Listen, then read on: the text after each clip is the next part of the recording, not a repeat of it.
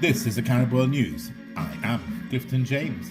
Jamaica Governor-General Sir Patrick Allen has suspended personal use of the controversial insignia of the Order of St. Michael and St. George. The insignia depicts a white man, cited as a triumphant archangel, with his foot on the neck of a black man deemed to be Satan. It has ignited a firestorm on social media, and the Governor-General has sent a letter to the Chancellor of the Order of St. Michael and St. George requesting a revision of the image used on the medal.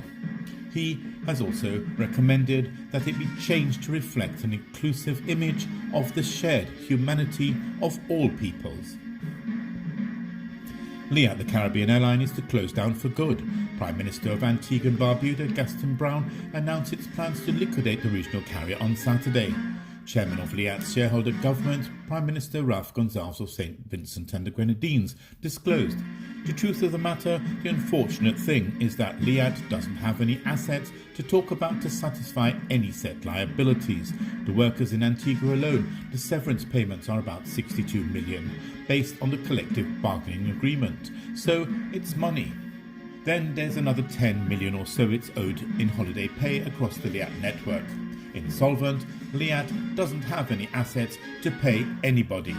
The airline has operated since 1956. Liat employed over 600 staff, with over 400 based in Antigua. It flew to 15 destinations with 120 daily flights.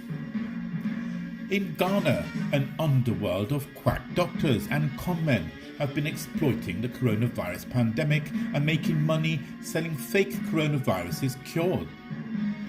Bottled drinks nicely labelled, and it has been exposed as a cruel COVID-19 scam to be worth thousands of dollars. A new strain of flu that has the potential to become pandemic has been identified in China by scientists.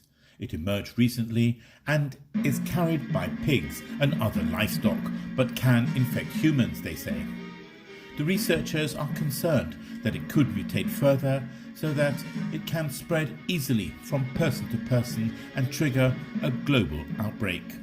Researchers point out that the strain has all the hallmarks of being highly adapted to infect humans and needs close monitoring. As it's new, people could have little or no immunity to the virus.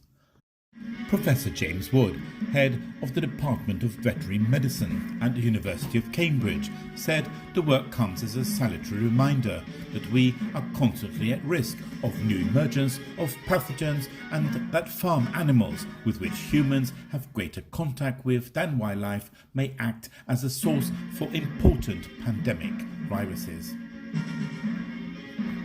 In the United Kingdom, thousands of workers in the government's new test and trace call centre failed to trace a single contact of coronavirus cases in the first 3 weeks of operation. Between them, 25,000 call handlers contacted a total of only 15,812 people to tell them to isolate. The government says the system has contacted 114,000 people who may have been exposed to the virus, but the vast majority of these were found by existing public health teams.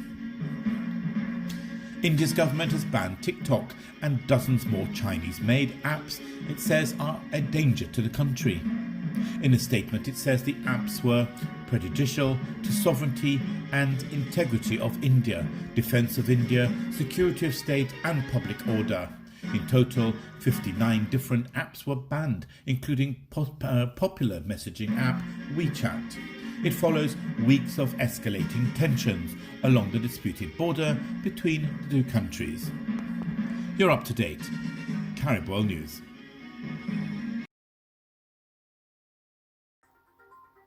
For low-cost flights, contact CaribJet 439 4444 or caribjet.com.